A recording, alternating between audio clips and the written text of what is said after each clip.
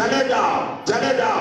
یہ تو نہیں کہوں گا نا میں جب ممبری کا الیکشن لڑوں گا میں یہ تو نہیں کہوں گا نا کہ چلے جاؤ. نہیں, ایک ایک سے کہوں گا آؤ بھائی میرے پاس آؤ, مجھے ووٹ دو, مجھے سپورٹ کرو, مجھے ہے نا اپنی رائے دو, میرے ساتھ زیادہ ہو جاؤ تاکہ ووٹ بڑھے تو میں جیت جاؤں. ہر ممبر یہی کرتا ہے. اور فرما رہے ارے بھائی PTC کا ہو یا پردھان ہو یا MLA ہو یا MP ہو, ہر ایک کوئی یہی چاہتا ہے کہ نہیں زیادہ سے زیادہ میرے ساتھ آئے. کیا وجہ ہے؟ میں جملہ بتاتا ہوں. غلط آدمی کو حسین اپنے پاس آنے ہی نہیں دیتے. اگر حسین بھی دنیا کی طرح کثرت کے محتاج ہوتے تو شب عاشور چراغ بجھا کر یہ چلے جاؤ.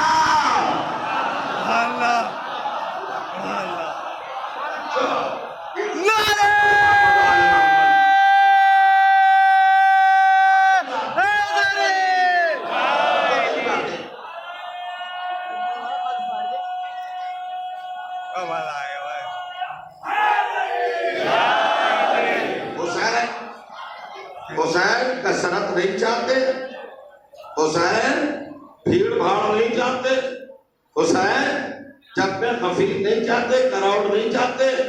حسین چاہتے ہیں حق والے آئیں, ایمان والے آئیں, اللہ کی اطاعت والے آئیں, اللہ کے فرما بردار آئیں, رسول کی سیرت پر چلنے والے اور اسلام پر مکمل طور پر عمل کرنے والے میرے پاس رہیں. بھیڑ بھاڑ کی ضرورت نہیں ہے.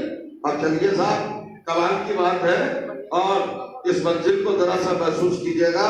میں چاہتا ہوں 2-3 باتیں قرآن کی آیات سے آپ کے سامنے پیش کروں اور اپنے بیان کو سمیٹ دوں. آپ کا پروگرام ہے, انجمن ہے, ماتم ہے, کلام ہے, آپ سنیں گے. بہت ذرا سا فکر کے ساتھ اور تدبر کے ساتھ 2-3 گزارشات میری سن لینا. میں نے آیت پڑھی ہے آپ کی خدمت میں قرآن مجید کے تیسرے سورے کی 33ویں آیت 33. تیسرا سورہ ہے سورہ آل عمران. احمد علی صاحب, یہ آل عمران کا سورہ ہے. یعنی ہے کوئی کائنات میں عمران جس کا خاندان اس لائق ہے کہ اس کا ذکر قرآن کی آیت بن جائے اور سورہ بن جائے. میں سمجھتا ہوں آپ خاموش کو بیٹھے ہیں. میں نے اصل میں ترجمہ نہیں کیا. بھائی ہر چیز کا ترجمہ ہوتا ہے کہ نہیں ترجمہ. بھائی یہ کیا ہے؟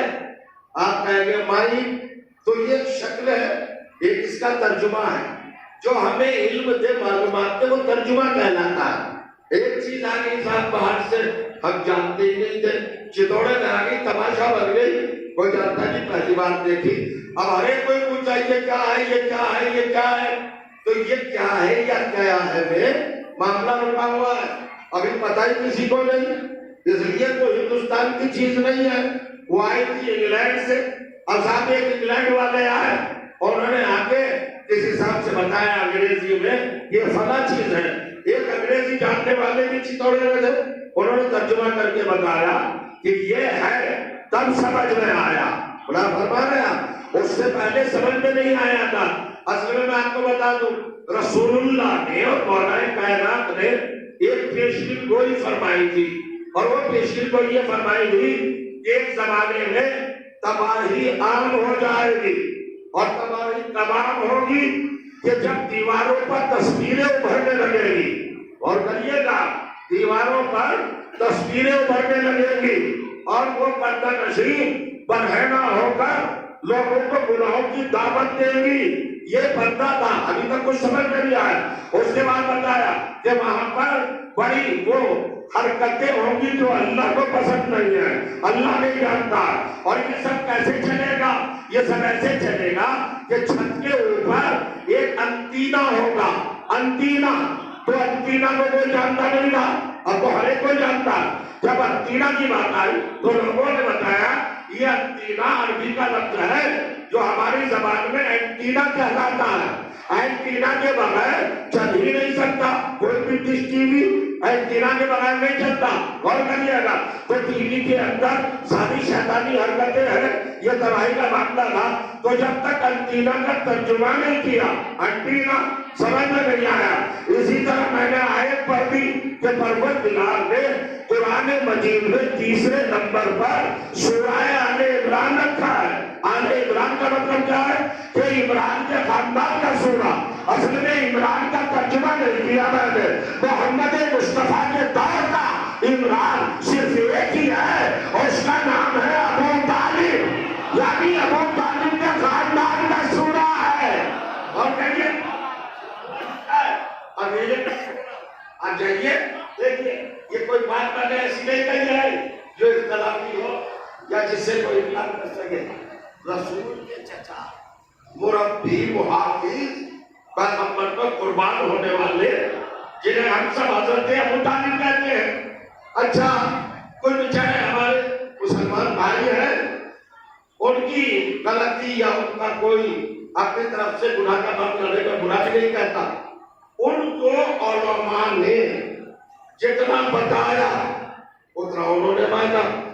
کچھ لوگوں نے جو اسلام میں یہودیت سے اسلام کا چولا بدل کر اسلام کو تباہ کرنے آ گئے تھے، اور ہم نے اتفاق کرانا چاہا اور اپنے آپ کو کہا کہ ہم بڑے مسلمان ہیں، انہوں نے سب سے پہلے ایک جملہ ڈالا کہ وہ جو رسول کے چچا تھے، وہ جو تو حضرت علی کے والد تھے ابو طالب، انہوں نے کلمہ نہیں پڑھا، لہذا وہ مسلمان نہیں تھے، وہ مومن نہیں تھے۔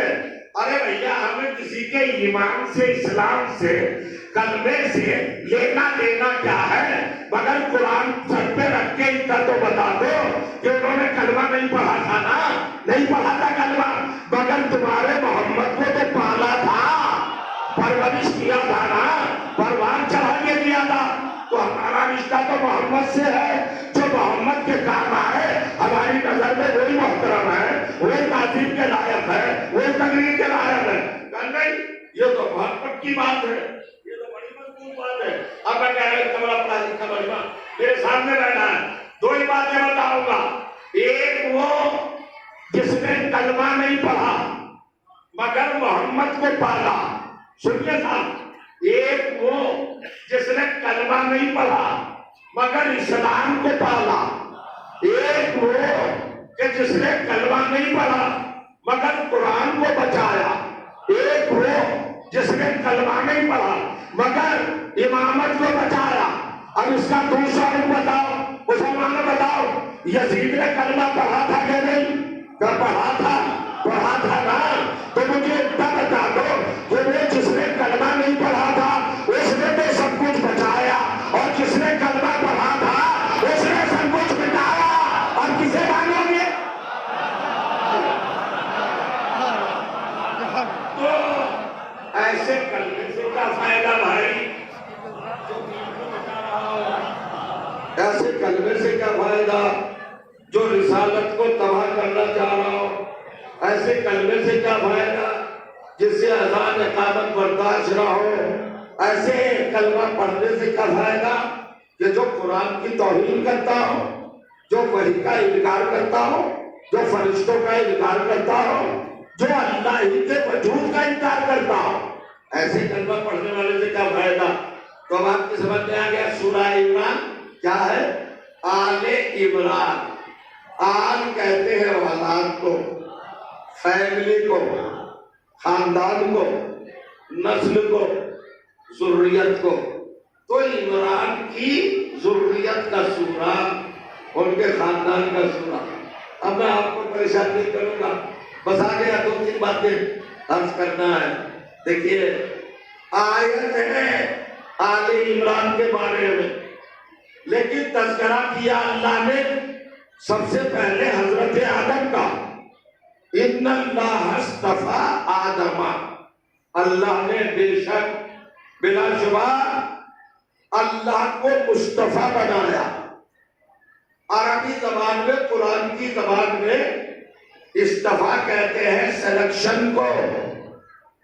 اللہ نے جسے چنا ہو، منتخب کیا ہو اور لاجواب اور بے مثال بنایا ہو، اس کو قرآن میں مصطفیٰ کہتے ہیں۔ تو پہلا لاجواب کون؟ پہلا بے مثال کون؟ اور پہلا مخصوص اور منفرد اور سپیریئر کون؟ کہ حضرت آدم۔ فرمایا حضرت آدم ہے.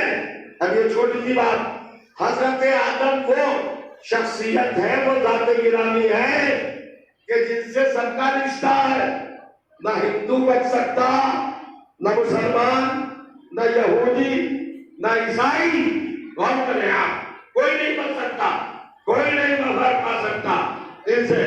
اب دیکھیے گا عجیب منظر، اس لیے کہ ہندوؤں کے بعد آدم، مسلمانوں کے بعد آدم، یہودیوں کے بعد آدم، مجوسیوں کے بعد آدم، سنیوں کے بعد آدم، شیعوں کے بعد آدم، دیوبندیوں کے بعد آدم، حنفیوں کے بعد آدم، اور کہنا ہے نا سب کے بعد آدم ہے نا.